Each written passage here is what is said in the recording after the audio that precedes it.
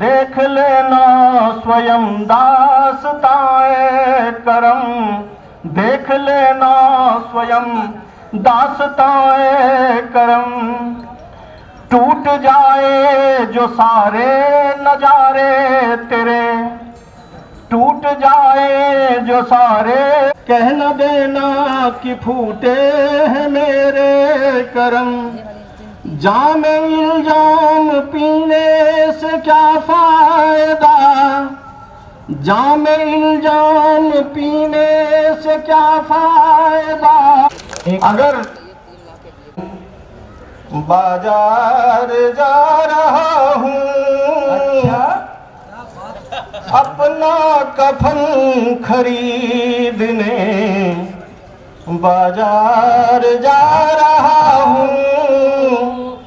कहते हो मेरे यार तो लो, मैं भी गा रहा हूँ।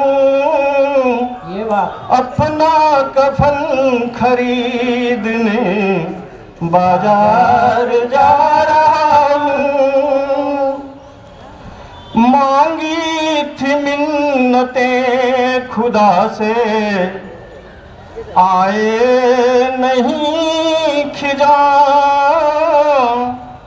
मांगी थी मिन्नतें खुदा से, आए नहीं खिजा। लेकिन चमन का कब्र में तैयार कर रहा हूँ। लेकिन चमन का कब्र में तैयार कर रहा हूँ। अपना कफन खरीदने बाजार जा रहा हूँ। जिसको सजाया हमने कभी इंतजार में, जिसको सजाया हमने कभी इंतजार में, अपने चराग से ही उसे, अपने चराग से ही उसे देखो जला रहा हूँ। अपना कफन खरीदने बाजार जा रहा हूँ। दर्द मोहब्बतों का मैं जाम पी चुका हूँ। दर्द मोहब्बतों का मैं जाम पी चुका हूँ। अब तो हसीन जिस्म का बस, अब तो हसीन जिस्म का बस खून पी रहा हूँ।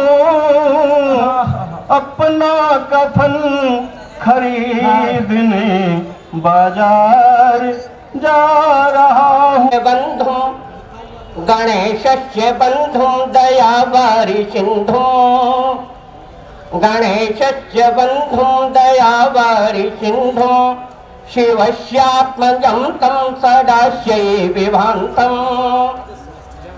गणेशस्य बंधुं दयावारि सिंधुं, शिवस्यात्मतं शिवस्यात्मजं तं सदास्यै विभान्तं। सुराणां बलस्याधिनाथं बलिष्ठं, सुराणां बलस्याधिनाथं बलिष्ठं। भवानी कुमारं कुमारं भजेहं, भवानी कुमारं। कि इसको जरा विचारो तो, देश की रक्षा कैसे होगी इसको जरा विचारो तो। चुन चुन करके ढूंढ निकालो देश के उन गद्दारों को। देश की रक्षा कैसे होगी इसको जरा विचारो तो। चुन चुन करके ढूंढ निकालो उन देश के उन गद्दारों को। जिनके दिल में चाह एक ही, जिनके दिल में चाह एक ही, भारत को धूल चटानी है। अरबों सदियों का ध्यान पुराना, अरबों सदियों ज्ञान पुराना उसको पूर्ण मिटाने की। जिनके दिल में चाह एक ही भारत को धूल चटाने की, अरबों सदियों का ज्ञान पुराना उसको पूर्ण मिटाने की। भ्रमरों जैसे रस को चूसे, भ्रमरों जैसे रस को चूसे सुंदर से इस उपवन में। ये भारत हमारा उपवन है। भ्रमरों जैसे रस को चूसे सुंदर से इस उपवन में, जगह जगह हर कली कली को पीते रीते जीवन में, पीते रीते जीवन में। काले हैं मतवाले हैं, काले हैं दिल के काले हैं, काले हैं मतवाले हैं, कहने को तो रखवाले हैं। आग लगाते उसी वतन में, आग लगाते उसी वतन में, जिसके लाले पाले हैं, जिसके लाले पाले हैं। इकरार यहीं, तकरार यहीं, ललकार और अत्याचार यहीं, धोखा उन्हीं को देते हैं जिनकी इन्होंने बाह गही। धोखा उन्हीं को देते हैं जिसकी इन्होंने बाह गही। दूध पिलाया हमने जिनको, दूध पिलाया हमने जिनको अपना बंधु बनाने को, दूध पिलाया हमने जिनको अपना बंधु बनाने को, नाग रूप ले जहर उगलते, नाग रूप ले जहर उगलते, बही हमें डस जाने को, बही हमें डस जाने को। देश तोड़ने या लूटने को जिसने पाला सपना है, वो अपना तिरंगा रिपुषा माने, अपना तिरंगा रिपुषा माने, काला माने अपना। देश तोड़ने या लूटने को जिसने पाला हो सपना। मित्रों अब तो ढूंढ निकालो, मित्रों अब तो ढूंढ निकालो आस्तीन के सांपों को।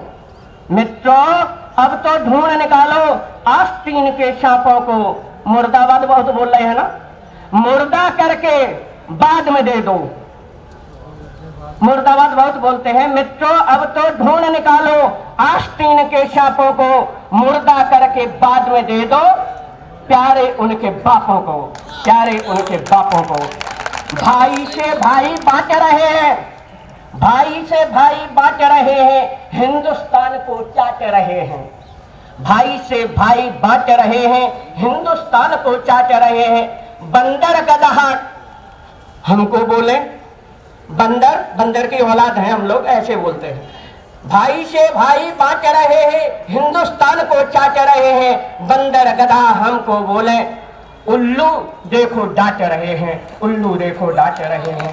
अलक्षेंद्र ने वार किया था, अलक्षेंद्र ने वार किया था हिंदू कुश की घाटी से। हिंदुस्तान वहीं तक है, बच गया दुश्मन की परिपाटी से, बच गया दुश्मन की परिपाटी से। जय हिंद, जय भारत। इन्हीं शब्दों के साथ इस काव्य मंच को माननीय पार्षद श्री अनिरुद्ध भाटी जी, जो बड़े ही सक्रिय युवा हैं, बड़ी उमंगे हैं, बड़ी तरंगे हैं पिताजी की शान प्रतिष्ठा बढ़ाने की, उन भाटी जी को मैं निवेदन करूंगा।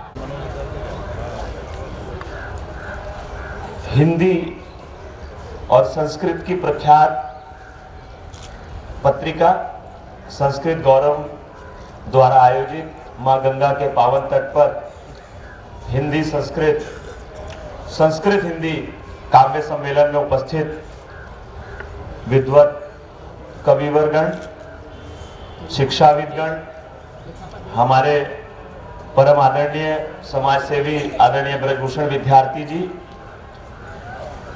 प्राचार्य डॉक्टर प्रभुदयाल जी और हिंदी के स्वर्णिम हस्ताक्षर हमारे परम आदरणीय के.एल. दीवान जी,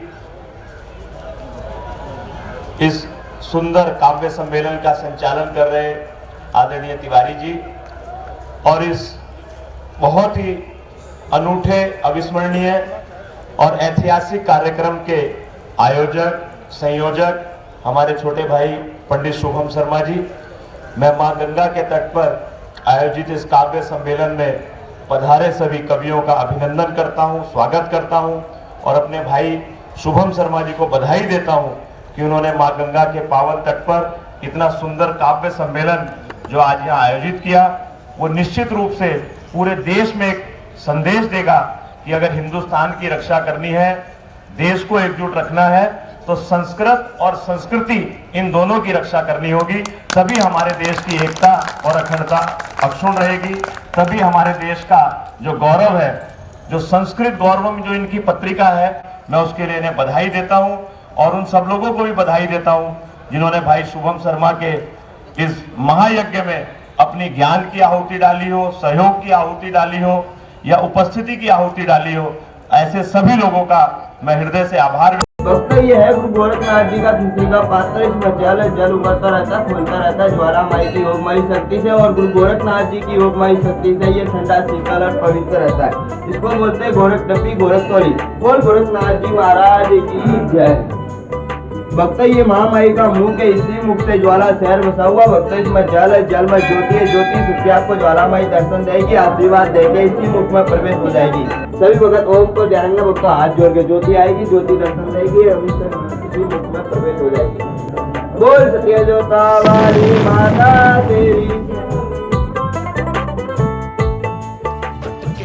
गोरख डिब्बी के द्वार पर विराजमान शिवलिंग के सामने कटोज वंशी राजाओं के समय निर्मित राधा कृष्ण जी का प्राचीन मंदिर अत्यंत पावन स्थल है। यहाँ भगवान विष्णु जी, श्री गणेश जी, लक्ष्मी नारायण जी, श्री महाकाली जी, श्री दुर्गा भवानी जी और संतान सुख देने वाली अंबिका भी कुंड में दर्शन दे रही है। महालक्ष्मी ज्वाला ज्योति के दर्शनों से जीवन कृत कृत हो जाता है। जहाँ माँ की जोत को आज भी पानी पिलाते हैं और जोत जलती रहती है। जिस लोटे से पानी पिलाते हैं उसी लोटे में माँ की जोत प्रकट हो जाती है, जिसके भक्तजन दर्शन करते हैं। राधा कृष्ण जी के मंदिर से कुछ और ऊपर चलकर प्राचीन लाल शिवालय नाम से विख्यात भगवान शिव का मंदिर है। प्राचीन काल में नेपाल से शिवलिंग लाकर स्थापित किया गया था।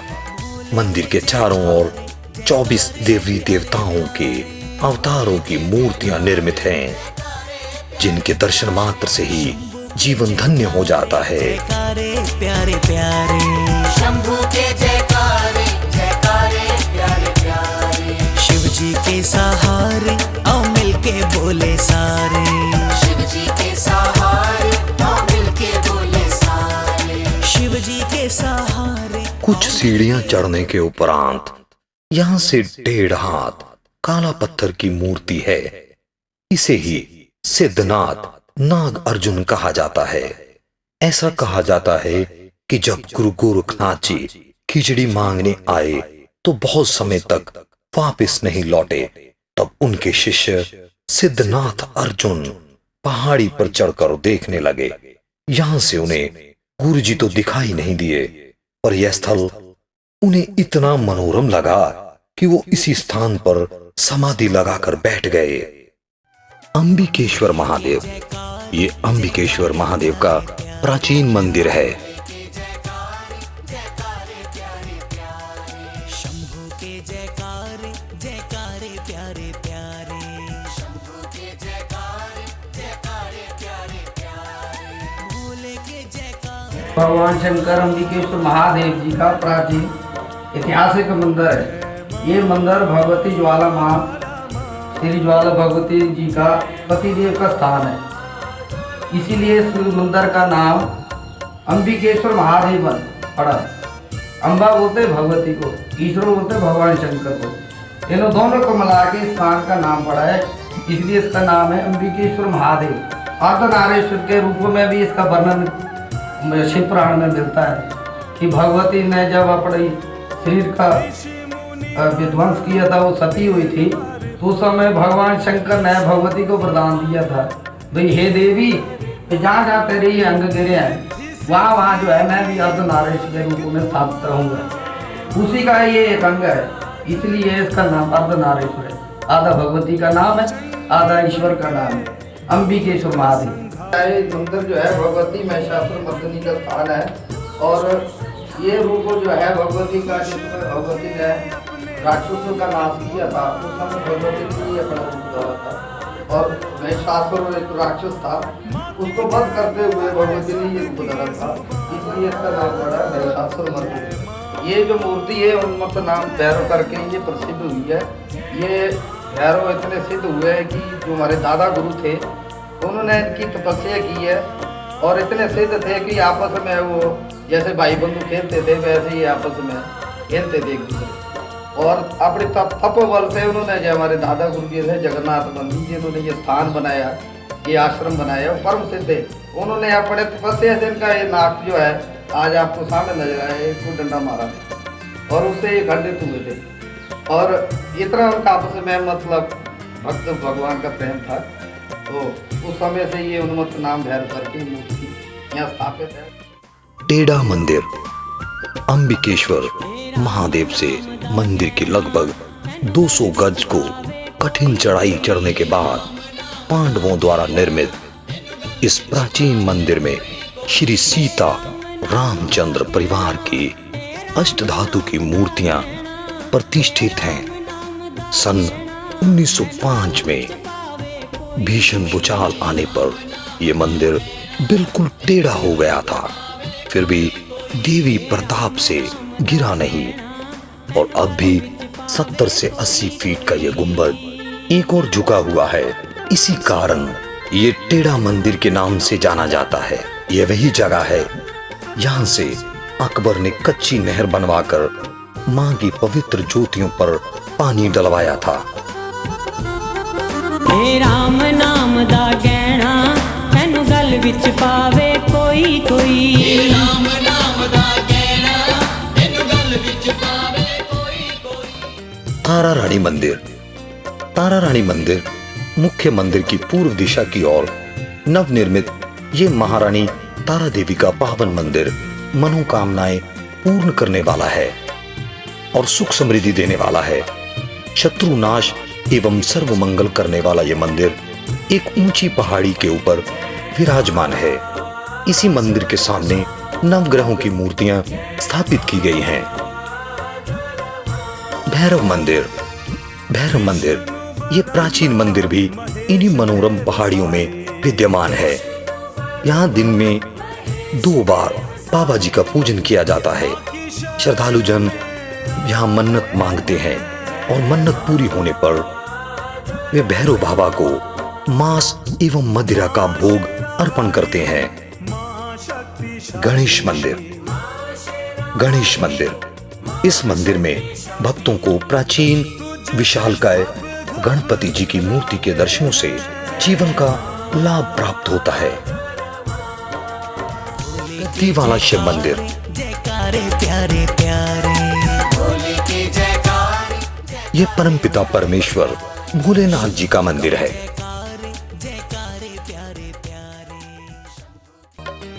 मां नागनी मंदिर। मां नागनी मंदिर पालमपुर रोड पर स्थित है। यहाँ पर भक्तों को भगवान शिव और माता नागनी का आशीर्वाद प्राप्त होता है। शिव भैरव मंदिर। ये स्वर्गीय गुरु राम धीरज ब्रह्मचारी जी की तप भूमि है, जो कुत्ते वाले बाबा जी के नाम से भी बहुत प्रसिद्ध हुए हैं। यहाँ पर मनोकामना पूर्ण होने पर रोट प्रसाद का भोग लगता है। यहाँ पर भैरव अष्टमी को विशाल भंडारा लगता है। विश्व विख्यात होने के कारण वैसे तो देवभूमि हिमाचल में पहुंचने के लिए काफी पर्याप्त साधन है, परंतु फिर भी तीर्थ यात्रियों को असुविधा ना हो, इसलिए हम यात्रियों को पर्याप्त जानकारी उपलब्ध कराना चाहते हैं। मां ज्वालामुखी के धाम में पहुंचने के लिए दिल्ली से जाने वाले यात्रियों को हरियाणा और पंजाब की एकमात्र राजधानी चंडीगढ़ पहुंचना होता है। यात्रीगण दिल्ली से चंडीगढ़ तक लगभग 250 किलोमीटर का सफर अपनी सुविधा अनुसार सड़क या रेलगाड़ी से तय कर सकते हैं। वैसे दोनों ही साधन सफर के लिए पर्याप्त मात्रा में उपलब्ध हैं। दिल्ली से चंडीगढ़ के लिए हवाई सेवा भी उपलब्ध है। यात्रीगण इस अतिरिक्त सुविधा का भी लाभ उठा सकते हैं। चंडीगढ़ अंतर्राज्यीय बस स्थान से मां ज्वाला के धाम के लिए पर्याप्त मात्रा में यातायात के साधन उपलब्ध हैं। यात्रीगण अपनी सुविधा अनुसार बस सेवाएं या अपने वाहनों से मां ज्वाला जी के धाम के लिए रवाना हो सकते हैं। यह है मां चंडी का मंदिर। चंडीगढ़ शहर मां चंडी के नाम से विश्व विख्यात है। चंडीगढ़ से लगभग 9 किलोमीटर दूर मनी माजरा के पास विश्व प्रसिद्ध शक्तिपीठ मां मनसा देवी को समर्पित है, जो कि देश की 51 शक्तिपीठों में अपना एक महत्वपूर्ण स्थान रखता है। शीस झुकाया मां चोली विच खैरा पा दे मां, मेरी विनैया तार दे कोई ऐसा मंत्र मार दे। मेरी विनैया तार दे कोई ऐसा मंत्र मार दे। मेरी विनैया तार दे कोई ऐसा मंत्र मार दे। मेरी विनैया तार दे कोई ऐसा मंत्र मार दे। भटके नू राह बखा दे मां, मेरे बिगड़े काम बना दे मां, तेरे दर ते शीस झुकाया मां चोली विच खैरा पा दे मां।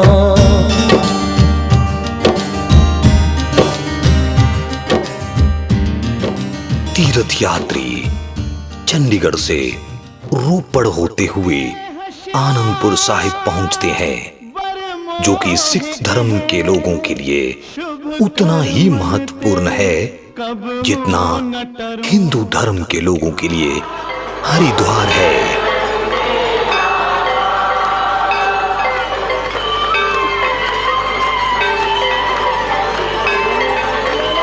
आनंदपुर साहिब का ऐतिहासिक गुरुद्वारा सिखों के 10वें गुरु गोबिंद सिंह जी को समर्पित है।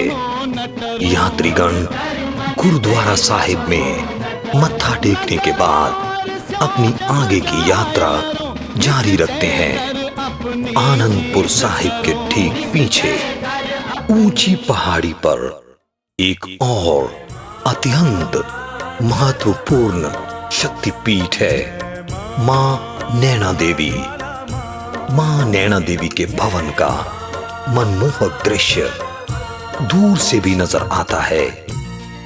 आनंदपुर से यात्रीगण लगभग 1 घंटे का सफर तय करने के बाद पहुंचते हैं हिमाचल प्रदेश के प्रवेश द्वार महतपुर में। यहां से ऊना की दूरी लगभग 11 किलोमीटर है। ऊना से आगे यात्रीगण पहुंचते हैं अंब नामक कस्बे में। अंब से आगे माता चिंतपूर्णी मार्ग को चुनते हुए पंजाब के सीमा पड़ते कस्बे मुबारकपुर चौक पहुंचते हैं। अमृतसर, लुधियाना, जालंधर, होशियारपुर तथा पंजाब के अन्य रास्तों से आने वाले श्रद्धालुओं को भी गगरेट होते हुए मुबारकपुर चौक आना पड़ता है। मुबारकपुर चौक में यात्रीगण देहरा गोपीपुर का मार्ग चुनते हैं। चौक से लगभग 16 किलोमीटर की दूरी पर एक और प्रसिद्ध शक्तिपीठ स्थल पड़ता है, जो है छिन्न मस्तिका माता चिंतपूर्णी। श्रद्धालुगण इस महान शक्तिपीठ पर भी मां के दर्शनों के लिए रुकते हैं तथा दर्शन उपरांत अपनी आगे की यात्रा जारी रखते हैं। चिंतपूर्णी से लगभग 15 किलोमीटर की दूरी तय करने के बाद श्रद्धालुगण देहरा गोपीपुर चौक पहुंचते हैं। यहां से एक मार्ग नगरकोट वाली मां ब्रजेश्वरी देवी कांगड़े वाली को जाता है तथा दूसरा मार्ग महामाई के पवित्र स्थल ज्वाला जी को जाता है और यहां से मां ज्वाला जी का मंदिर लगभग 11 किलोमीटर की दूरी पर है। अत्यंत यात्रीगण अष्टभुजा मंदिर से गुजरते हुए पहुंचते हैं मां ज्वालामुखी के पवित्र धाम ज्वाला जी में।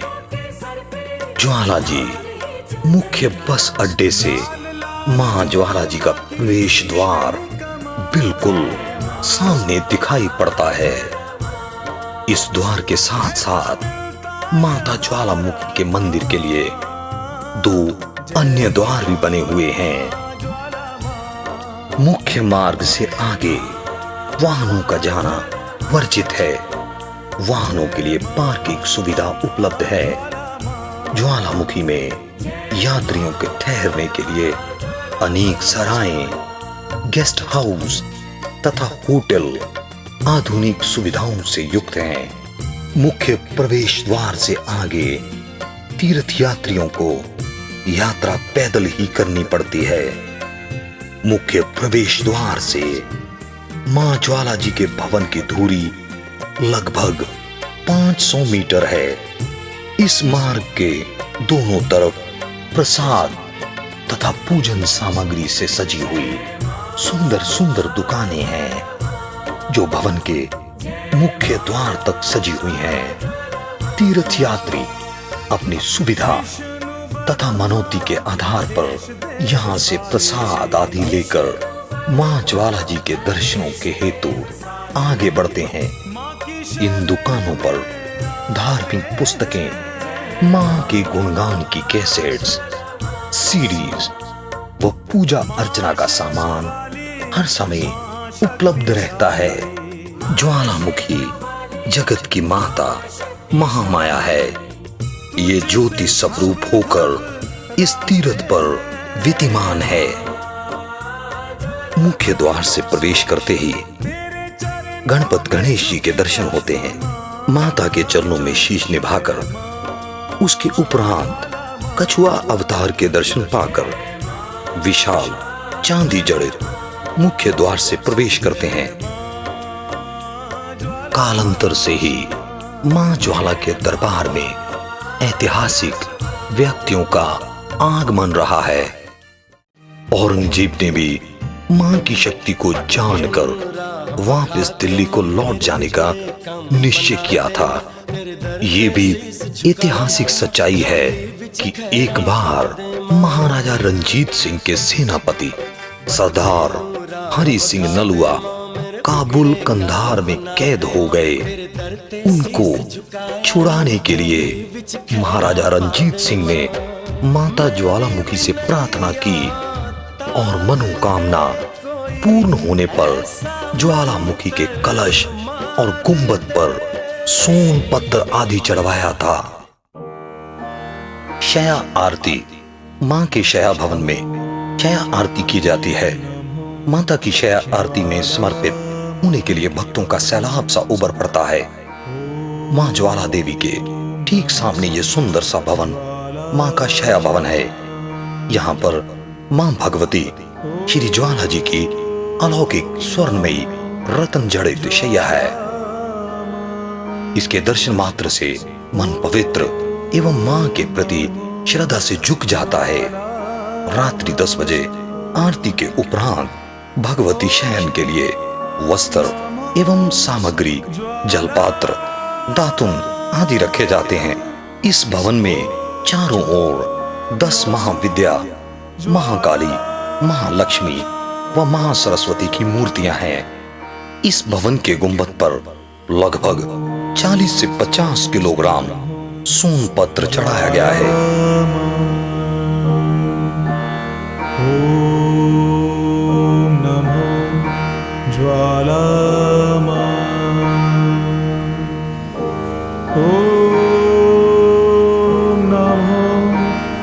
ज्वालामा ॐ नमो ज्वालामा ॐ नमो ज्वालामा ॐ नमो ज्वालामा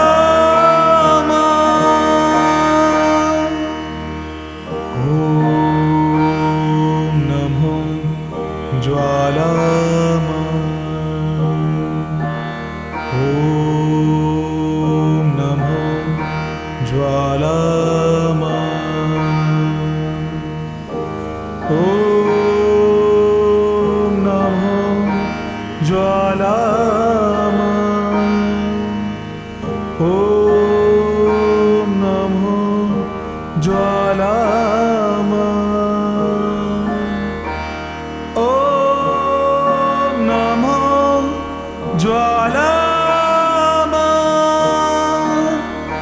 ॐ नमो ज्वालामा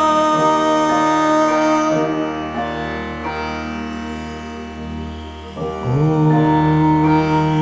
नमो ज्वालामा ॐ नमो ज्वालामा ॐ नमो ज्वालामा ॐ नमो ज्वालामा ॐ नमो ज्वालामा ॐ नमो ज्वालामा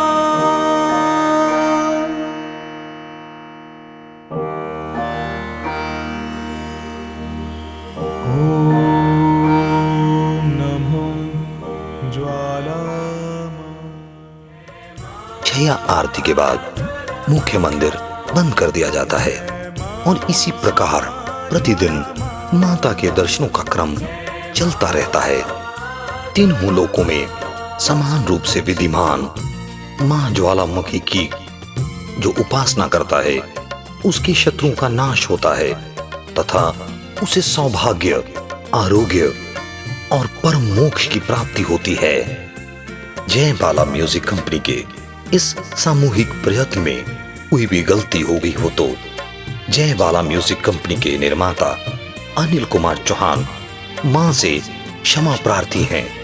मां हम सबको आगे बढ़ने का आशीर्वाद दे, सब भक्तों की मनोकामनाएं पूर्ण करे, सुख समृद्धि प्रदान करे। बोलिए सच्चे दरबार की जय।